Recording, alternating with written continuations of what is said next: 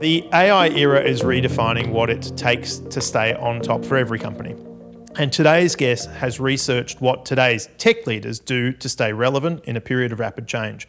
G'day and welcome to the AI Forecast. I'm your host, Paul Muller, and join me along with leading companies and industry experts as we explore the past, the present, and the future of data and AI in the enterprise every week.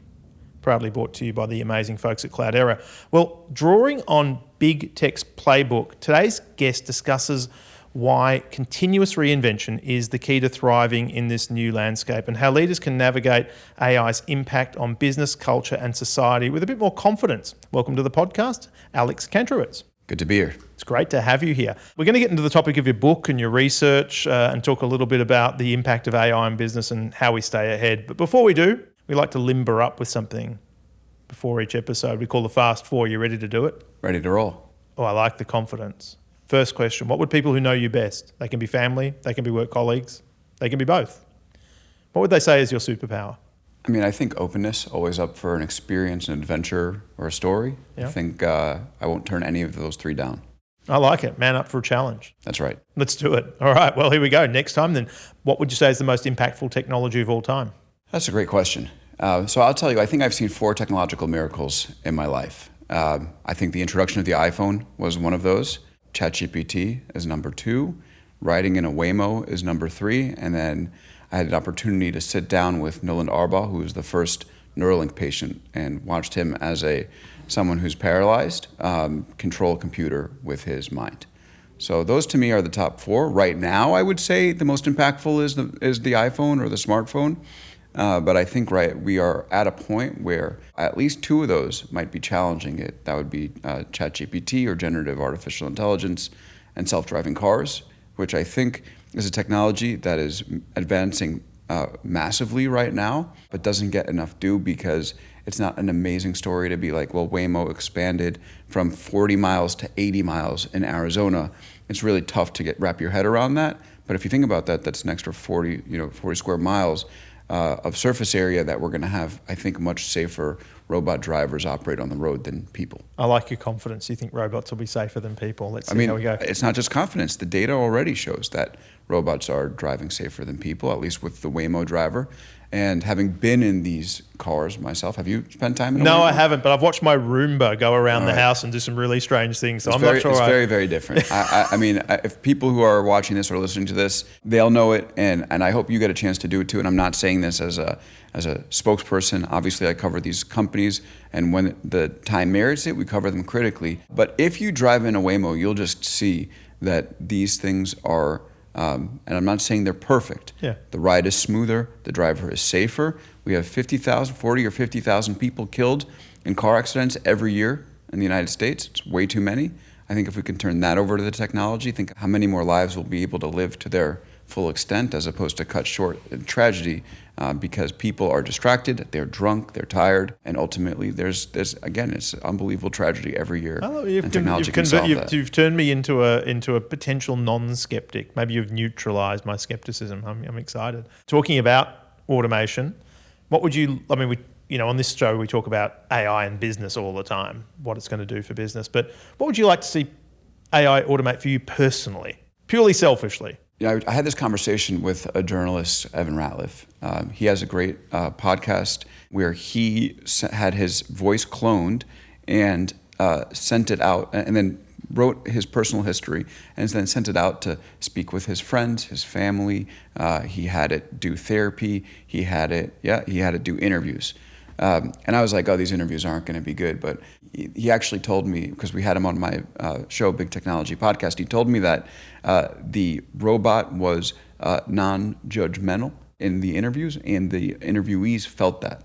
So they actually opened up more to the robot than they did to human Evan when he did the interview himself. Now, there's a caveat here, which is the interviewee was an AI voice CEO, so they were sort of incentivized to go along with it. I think that is a use case that would be interesting to explore. I still think there's a lot of value in having those human conversations because people today are much better at reading the tone of someone's voice, at being able to think of a follow-up. They also bring far more context than you can just write in like 8,000 words and then drop into a context window of an LLM. So I'm not ready to say let's give that completely over to large language models, but let me run this by you. If I could have an AI that, let's say I'm writing a profile on a certain executive, and this person has running a company, and there's 8,000 people in the company. If I could do a good job of reporting what's going on in this story, I'll speak with 100 of them. What if we had an AI bot that wrote emails to all 8,000 of them? I did the 100 or 20, 30 most consequential interviews, and we had my voice clone do the other 7,000. That assumes everybody would speak with me. Yeah. Let's say we got 1,000 on record. That would be incredible. And then we were able to synthesize that information, and I think that might go, and maybe I'm too optimistic here, I think it would go a certain way to assuage what everybody complains about the media about, which is that we only get a small portion of the picture. Yep. We get a small portion of the picture, not for lack of trying, but we can only dedicate a certain amount of time to each story. So if we could scale ourselves up and be able to get a broader picture and a more in-depth look at a company this way, I would be for it. I've got to respond with, if I'm going to start getting loads of robo calls from robo journalists to get some insights into the work I'm doing. By the way, my ego will love it, but I won't have time for all the calls, so I'll probably get robot me to answer the calls, and my robot can talk to your robot. Is that the solution? No, that's bad. It's just robots talking to robots all day long. I think you're sort of hitting on one of the problems that we've faced when we talk about where could artificial intelligence go next, is that there's artificial intelligence on the supply and the demand side of these situations. I think what you don't want is everything to devolve into AI slop. There has to be some balance. I think my AI agent would probably, instead of calling you first, write you an email and explain why it's important for the human version of you to come on a phone call with the robot version of me, and then go from there. But you definitely point out the risk, which is that if we have, there was some I just saw today, if we have 20 people who, instead of going to a meeting, send their AI bots to a meeting and then they come back, maybe that didn't need to be a meeting. So we're going to run into these situations for sure. I mean, honestly, we've talked about this a lot over the last couple of days. There are insanities yet to be written that people will perpetuate, right? We're going to see some crazy stuff happen over the next couple of years. It's exciting. That's for sure. Last question. You work with data all the time. Most of it, I'd imagine, unstructured, but maybe some of it's structured. It's a question I ask everyone. What are some of the hacks or tips or traps that you use to sort of get the most out of data when you work with it?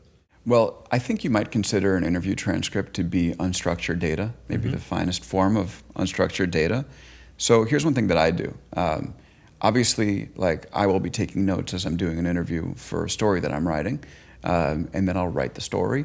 And one thing I'll do sort of at the end of the project or the process, I will dump the transcripts into a chatbot window, and I will put the finished story or the finished draft into the window. So that's a ton of unstructured data, because in there are going to be quotes, facts, figures, details, opinions.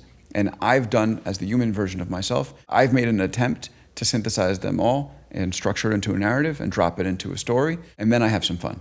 Then I say, what did I miss in the story? Which important quote did I leave out? Am I capturing the perspectives of my interviewees faithfully? And then I'll get the feedback from the chatbot.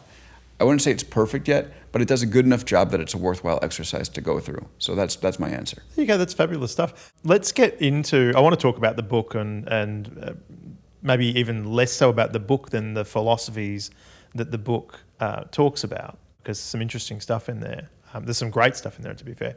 But before we do that, just maybe share with the audience a little bit about your background, because you've got quite a diverse background. Yeah, it's kind of a crazy background for a journalist. I studied industrial and labor relations at Cornell, which is a university here in New York. And the reason why I did that was for two reasons, really. One is Cornell had a couple of in-state universities. If you lived in New York State, you get some tuition off. And it's so the School of Industrial and Labor Relations was one of them, and it was developed because New York State needed people to be able to navigate the rules for workers and management after the New Deal, which gave worker protections to workers in the U.S. And New York was actually a very big industrial state, so this became a state-sponsored school. So reason one, tuition was off, and number two was the degree was all about, it was about negotiation, conflict resolution, how organizations work. This was all very interesting to me, and because it was so focused, there was no math or science, which I'm ashamed to admit is not a path that I wanted to pursue, because now, in the world we live in today, that's your golden ticket. So I decided to do things the hard way. Graduated in the middle of the Great Recession, did some work for the government, did some work for an ad tech firm, eventually started to realize that the ground was really shifting underneath our feet in terms of the way that technology was going to change the way we work and communicate, and so decided to become a journalist to cover these shifts. And then this crazy little thing called this AI moment happened about 10 years later. So I'd love to say that it was all a plan. Definitely was not, but it's been fun the way that it's worked out. I love it. No, I did your book something of a disservice as I was talking about it then. So Always Day One is the name of the book, if memory serves. Correct. Brilliant title. It's one of those titles where you can almost read it and get the central idea of the book if you were not to then follow up and read the book.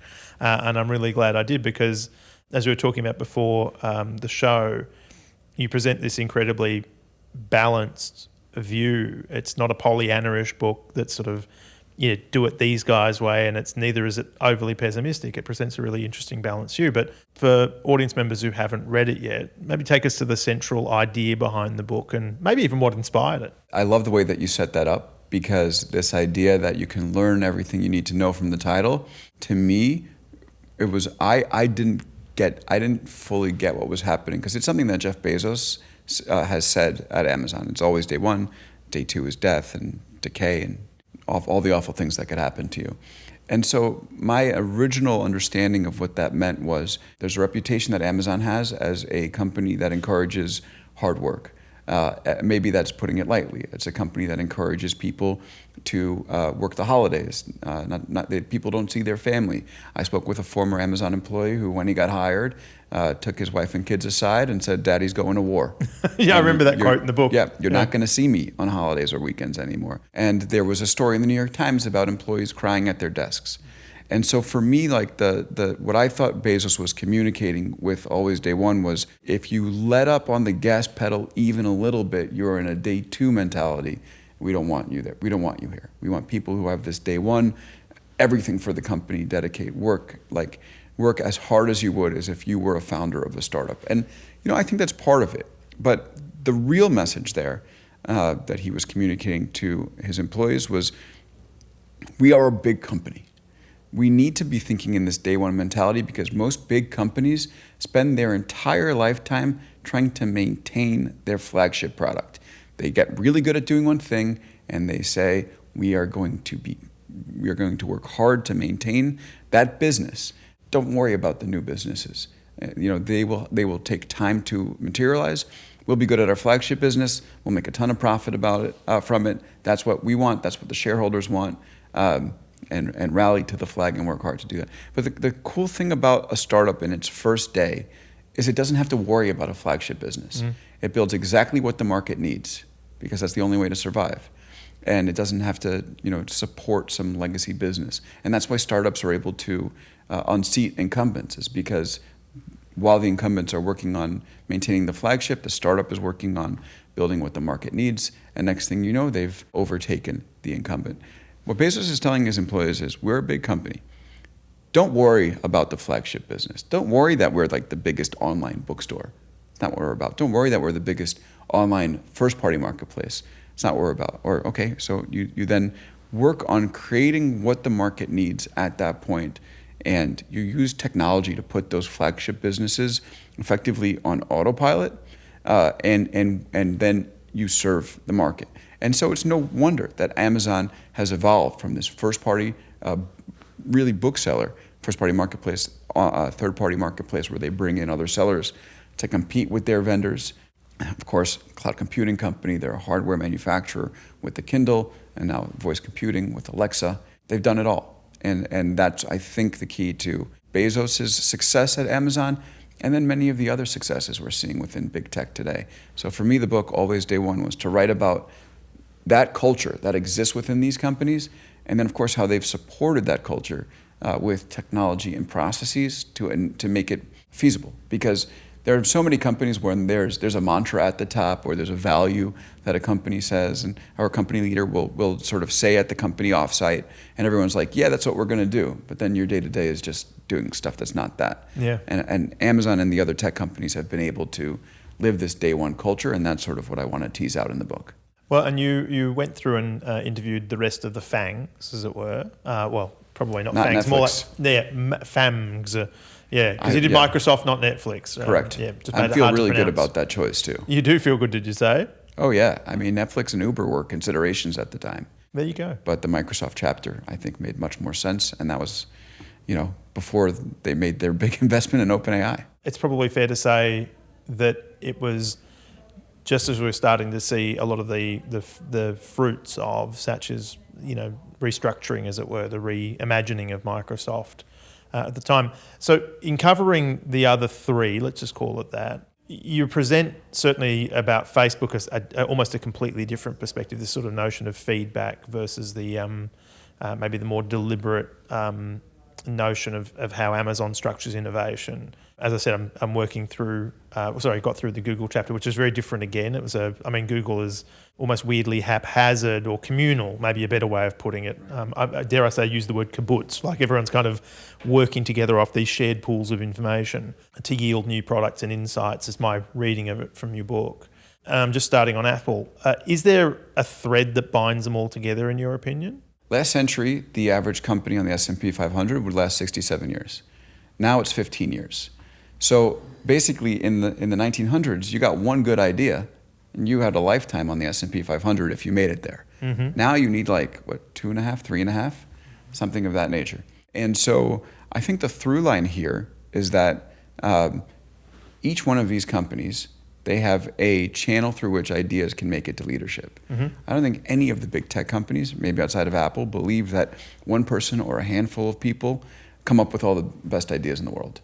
Yeah. They realize that business is moving fast, and they need to channel ideas up, whether it's through a communal culture or a feedback culture or Amazon's culture, which prioritizes writing things down and then sending them up the chain.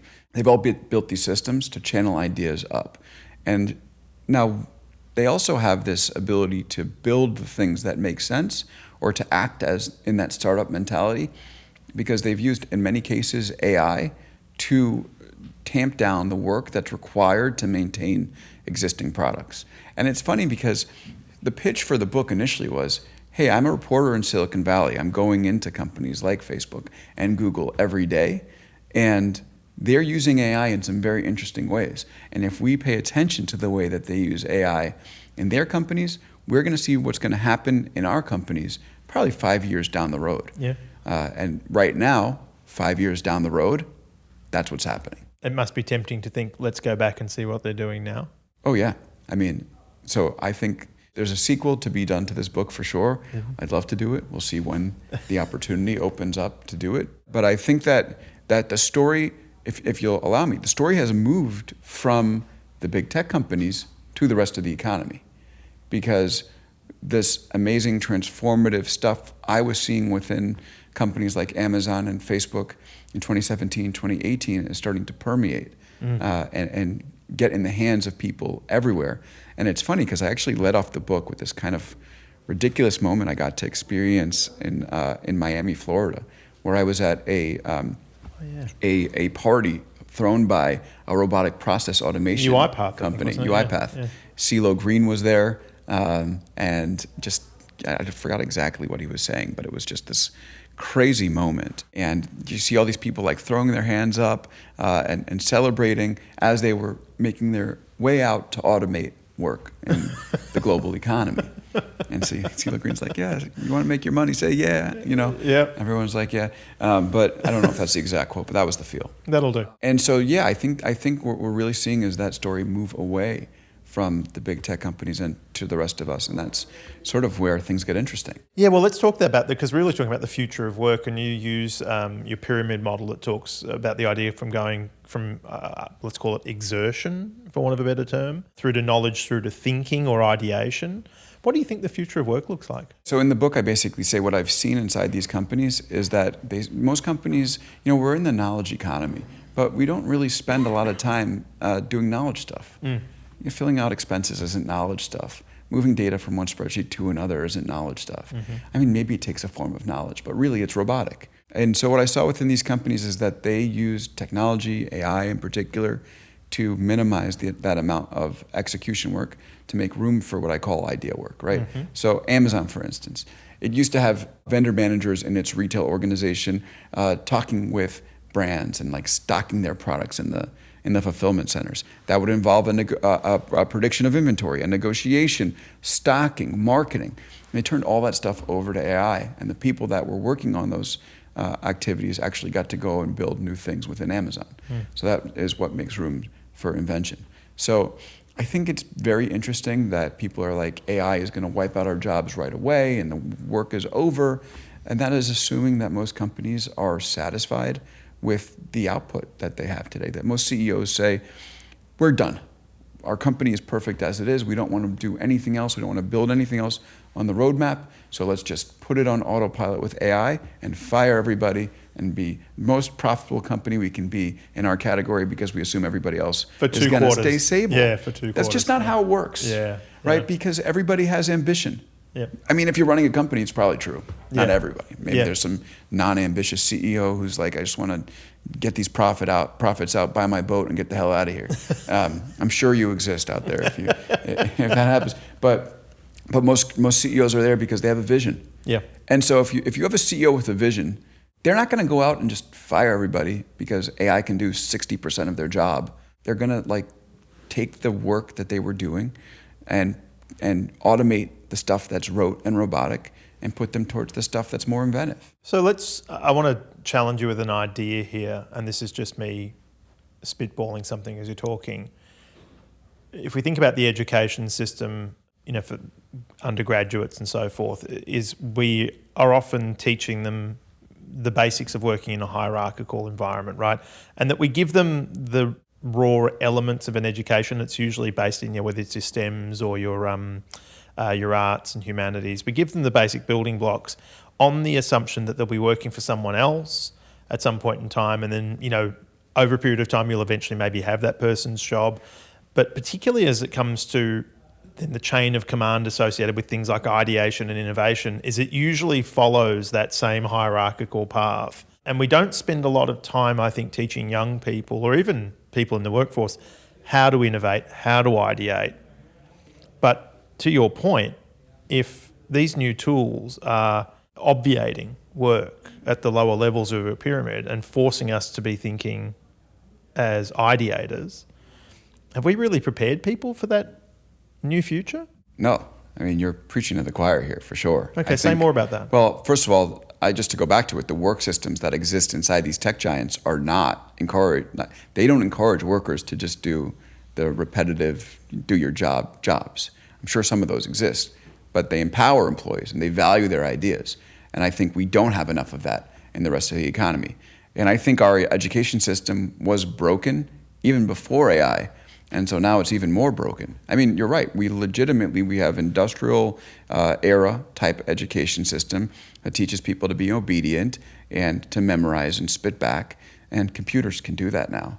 I think we do need much more education of teaching kids that generating ideas and being inventive is important.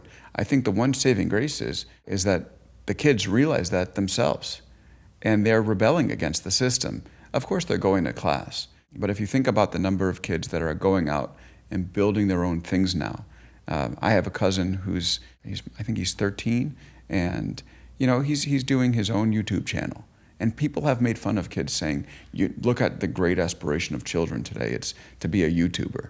It's like, yeah, that's going to be a lot more defensible than somebody who's pushing paper in the next economy. Yeah. So I think the kids are all right. The education system needs work. that's fabulous. We were talking before the show about, in many respects, the ultimate target or the industry that has the bullseye painted on it the most for generative tools. I'll say software development. I think most of us would say, because it is in that weird nowhere land between creative and very, very structured if you think about a programming language.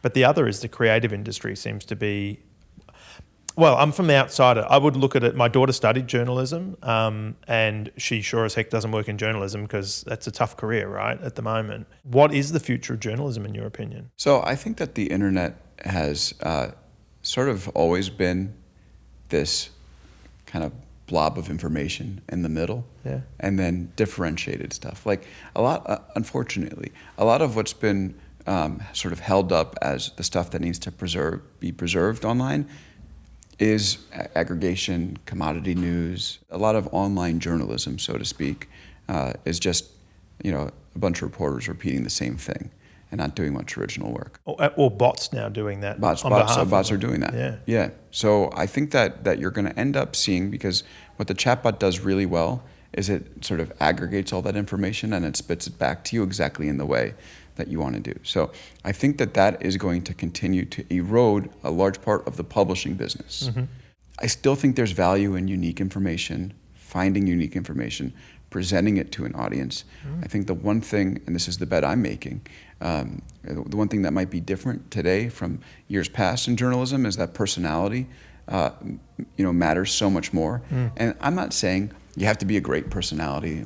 I'm just saying that like an audience wants to get to know you, right? They want to get to know who you are, what you stand for, what your point of view is, and that will differentiate you from this amorphous blob that's going to be effectively taken in and recycled by ChatGPT. So I think journalism is going to be much more personality-based, and if you get that right, you end up having a much deeper connection with an audience than you ever did before.